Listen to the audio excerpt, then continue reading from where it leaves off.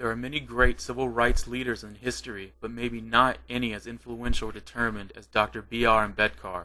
Throughout his life, he was able to overcome harsh and unfair prejudices and went on to break down barriers and become one of the most educated people in India. He had a successful career as a lawyer and became a very prominent political figure in India, although he was not always well received. He also was an inspirational religious leader to his people, the Dalits, as well as played a huge role in the revival of Buddhism in India. Born in 1891, Dr. B.R. Ambedkar was the youngest of 14 children living in Mahau, which is present-day Madhya Pradesh. His father was in the Indian Army and stressed the importance of education to his children. Using his rank in the army, he was able to get his children into school despite their lower caste status. Because of his untouchable status, specifically the Hindu Mahar caste, Ambedkar faced constant discrimination during his school years. In 1894, Ambedkar's father retired from the military and moved his family to Satara. Shortly after his family moved, Ambedkar's mother died in 1896. While living in Satara, he was the only one of his brothers and sisters to pass his examinations and graduate to a higher level school. In 1898, Ambedkar's father remarried and moved his family to Bombay, which is the present-day city of Mumbai. While living in Bombay, Ambedkar became the first person of untouchable status to attend the Elphinstone High School of Bombay. In 1906, he had an arranged marriage to a 9-year-old girl named Ramabai. Ambedkar went on to pass his matriculation examination and went on to enroll at the University of Bombay.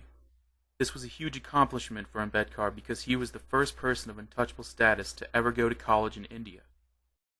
After his graduation from the University of Bombay, Ambedkar received a scholarship and went on to attend Columbia University in the United States. While at Columbia, he earned his master's and PhD in economics. Ambedkar then went on to England and attended the London School of Economics at Gray's Inn.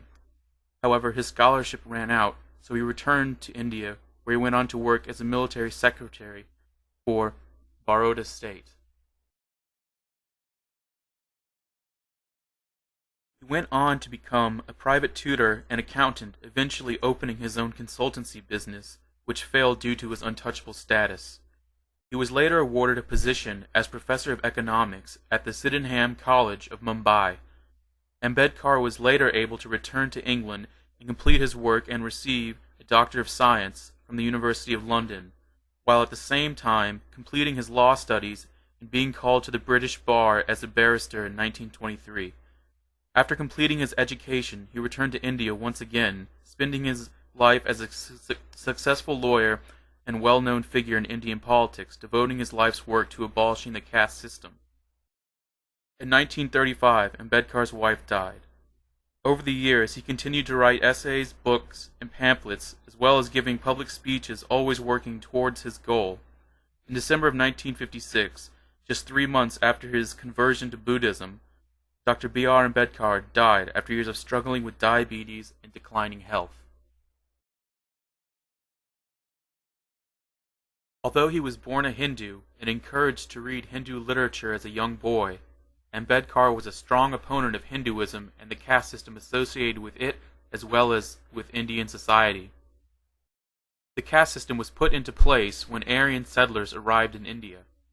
It is made up of 4 varnas, which is a Sanskrit term for caste. At the top of the caste system is the Brahmins, or priestly caste, followed by the Kshatriyas, the warrior caste.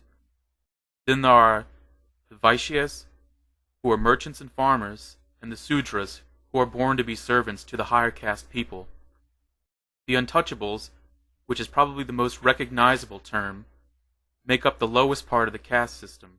Because of the caste system is religious law, people are born into their caste, and the only hope of achieving a higher caste status is through samsara, which is a cycle of death and rebirth.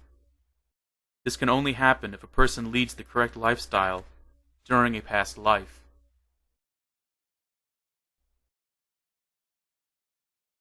Some of his early achievements for Dalit people, who are people of untouchable status, and their civil rights took place in 1920, first with the starting of a paper called Muk Nayak, meaning leader of the dumb, which addressed the issues of the depressed classes.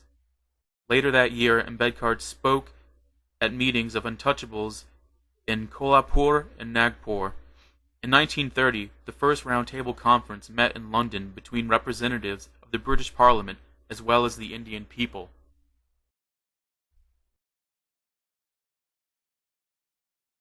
The idea of abolishing untouchability was starting to get noticed and gain strength, greatly due to the work of Gandhi and Ambedkar.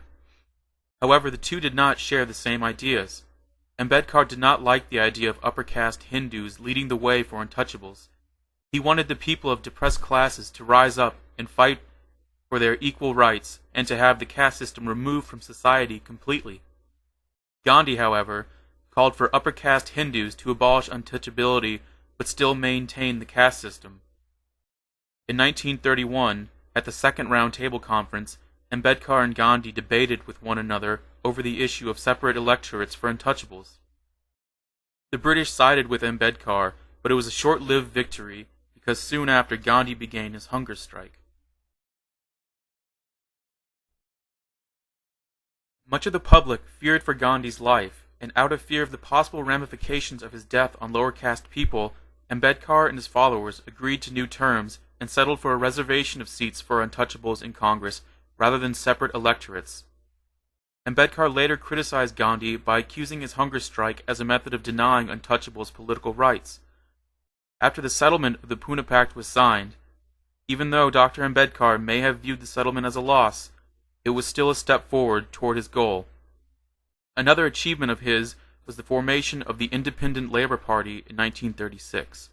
However, one of Ambedkar's greatest achievements was not until India gained its independence from the British in 1947, and he accepted the position of Law Minister, where he served as chairman on the drafting committee of the new constitution. In the new constitution, Ambedkar was able to achieve his life goal of abolishing untouchability as well as providing other individual rights, such as the freedom of religion and outlawing any type of discrimination.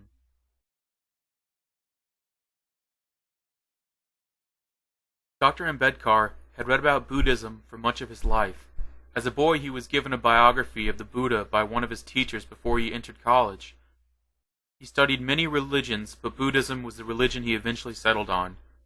As a well-known opponent to Hinduism, Dr. Ambedkar wrote essays such as Away from the Hindus and Philosophy of Hinduism, and numerous other writings on religion. The purpose of these writings was not only to expose the injustices of Hinduism toward untouchables, but also to aid Ambedkar in finding the right religion for him and his people, the Dalits. In 1935, at Yeola Conference, Ambedkar encouraged the Dalit people to leave Hinduism and convert to a religion which they felt suited them.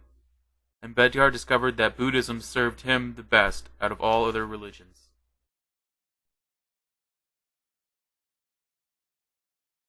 In one of his many talks on religion, he stated, I prefer Buddhism because it gives three principles in combination which no other religion does. Buddhism teaches prajna, karma, and samatha. This is what man wants for a good and happy life. Neither God nor soul can save society. In 1956, Dr. Ambedkar publicly announced his plans to convert to Buddhism. The ceremony was held in Nagpur, where a Buddhist monk gave Ambedkar the three refuges, which are the Buddha, Dharma, and the Sangha, and the 5 precepts of Buddhism, which are, I undertake the precept to refrain from taking the life of living beings. I undertake the precept to refrain from stealing. I undertake the precept to refrain from sexual misconduct. I undertake the precept to refrain from false speech. And I undertake the precept to refrain from intoxicants which lead to heedlessness. Following his ordination, Ambedkar did the same to hundreds of thousands of followers who were present at the ceremony, as well as give them his 22 vows, many of which denounced the practice of Hinduism, while the remainder of the 22 vows involved the practice of Buddhism. Dr. B.R. Ambedkar spent his entire life fighting for the rights of the Dalit people, and at the end of his life he discovered Buddhism. And even after his death, Ambedkar's teaching live on and continue to help convert people to Buddhism.